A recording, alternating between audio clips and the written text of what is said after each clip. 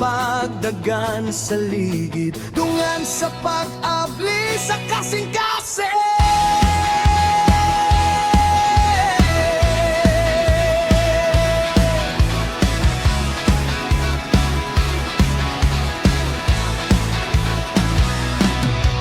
Sa'yo pa sa buntag, andam na ang tanan,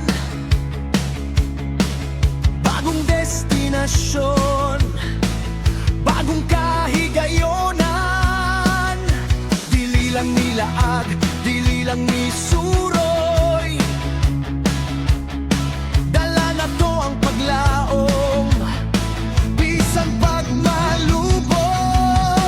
Sa bintana makita ang katahom sa palibot, sama sa atong tingduhang nga walay kalibot.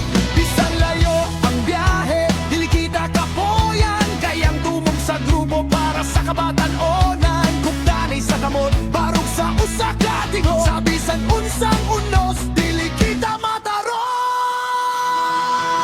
Lupad, agila sa kahanginan, hinsahon ang kusog sa kabatan-onan. Aktibo, tinuod, lider nga matasigon, akong advokasya, akong kalambuon. Gikan sa bukid, hangtod sa baybayon, panagiusa sa youth, akong ibatid babaw karon. Dili babang distansya sa atong panahigalaay, sa Active Genuine Youth Leaders Association na ay kalipay. Ipapit ang kahibalo, ialagad ang kasing-kasing, sa matang barangay akong tingog, ipadaginting. Dili lang ni pangandoy, kini na ang kamatuoran, nga ang batan-on mawang paglaom sa natag sa tanan. Sa karota, usa ka tinguha, sa kapamilya, usa ka gugma, agila, padayon sa pagserbisyo.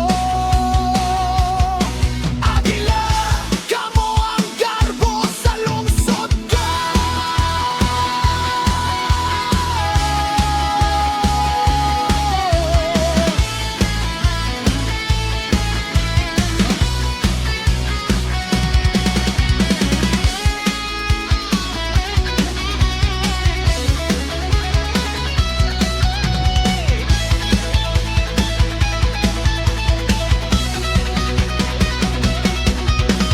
Lupad, agila sa kahangin,